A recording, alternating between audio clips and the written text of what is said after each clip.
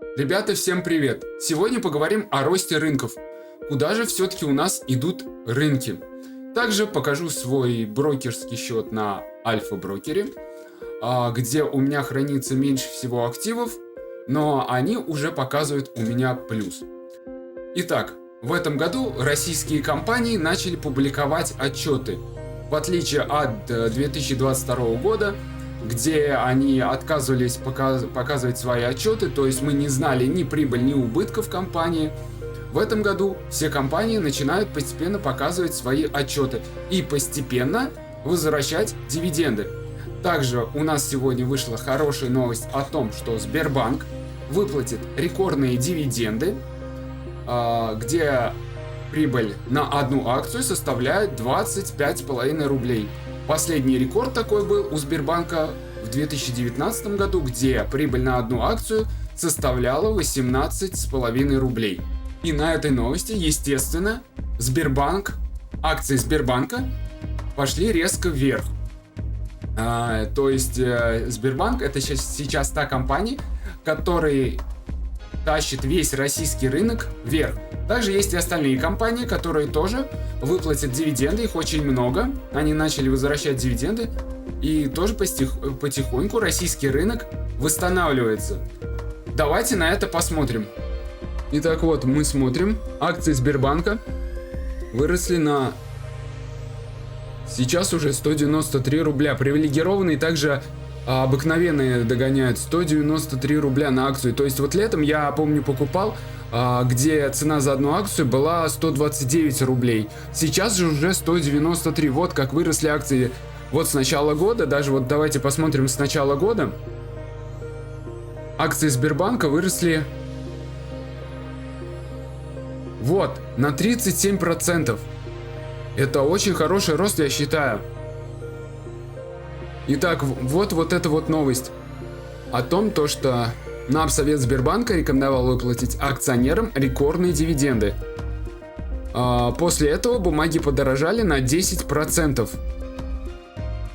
Вот эта новость. Вот даже тут Герман Греф написал: мы хотим отблагодарить наших акционеров за доверие и поддержку беспрецедентным решением. И Совет банка рекомендовал акционерам решение о выплате рекордных в истории Сбера дивидендов в размере 565 миллиардов рублей. Это то есть пойдет на всех инвесторов, которые держат акции Сбербанка. Те инвесторы, которые поверили в нас в самый сложный период, с весны до осени 2022 года, получат максимально высокую доходность на свои вложения. Вот так вот. Также Новатэк анонсировал у нас сегодня прибыль на одну акцию в размере 60,5 рублей. То есть Совет директоров решил определить размер дивидендов по обыкновенным акциям Новатэка по результатам 2022 года в размере 60,5 рублей. Новатэк уже выплачивал дивиденды в том году, только это было 45 рублей на одну акцию они выплачивали. Также дата закрытия реестра на получение дивидендов 3 мая 2023 года. Если вы хотите получить дивиденды, то последний день для покупки нужно сделать 28 апреля. Все. Новатэк у нас немного вырос. Вот, но главное то, что они будут выплачивать дивиденды. Вот. Также посмотрим вот мой альфа-брокерский портфель, где он уже в плюсе. Здесь же у меня хранится меньше всего активов вложено, потому что я переводил деньги в БКС. БКС у меня и так давно показывает плюс. Вот, но на альфа-брокерах мои акции были в убытке, был минус. Вот, как мы помним, я продал акции Детского мира и усреднил акции Сбербанка. То есть я докупал акции Сбербанка. Вот, и сейчас они у меня уже в плюсе. И весь портфель у меня в плюсе. БКС же у меня в плюсе уже и так давно. Потому что я покупал валюту, то есть доллар. И усреднял доллар. У меня там хранятся зарубежные акции, которые куплены через доллар. Вот. Доллар, кстати, у нас, давайте посмотрим. Доллар у нас сейчас стоит уже 77 рублей. Вот как они выросли. Об этом я рассказывал в своем телеграм-канале. Вот. То, что купил сегодня еще немного долларов, покупал, также скидывал сюда скриншоты. Вот, также писал статью, почему я покупаю доллар и считаю эту валюту перспективной. То есть вот цена тогда была 55 рублей. И я постепенно усреднял. Об этом я же показывал в своем YouTube канале. То, что я покупаю доллар на БКС брокере, я даже это показывал. Вот все скидываю тут про доллар, про криптовалюту. Вот, также вот смотрим юани. Я же писал статью о том, что если боитесь покупать доллар, покупайте юань. Вот, юань. Летом я также покупал его в июле. Так, где у нас июль? По 7...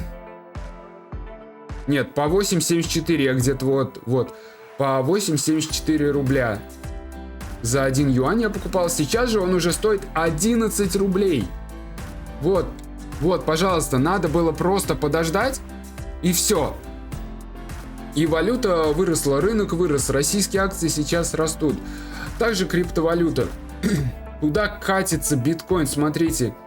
Биткоин уже 26 800. Эфириум. Да, за эфириум я почему-то никак не угонюсь. Все, хочу купить себе один эфириум, а он все растет и растет, дорожает и дорожает. Вот, никак я себе этот один эфириум не приобрету. Вот, вся криптовалюта сейчас растет. BNB, смотрите, какой рост, вот. То есть сейчас уже постепенно рынки начинают восстанавливаться. И вот сейчас я думаю, может, все-таки стоит мне прикупить немного российских акций, допустим, Сбера, привилегированных или обычных, так как по ним рекордные дивиденды. Вот все-таки цель у меня один эфириум купить. Об этом я в каждом ролике, наверное, говорю вам. Но вот уже вот у меня мысли покупать российские акции компании, потому что выплачивают, все-таки возвращаются они к рекордным дивидендам. Итак, всем до свидания, пока. Ждем новых выпусков. Подписывайтесь на мой телеграм-канал. Там же я публикую новости, также свое мнение, статьи пишу. Ссылка под видео также есть в описании.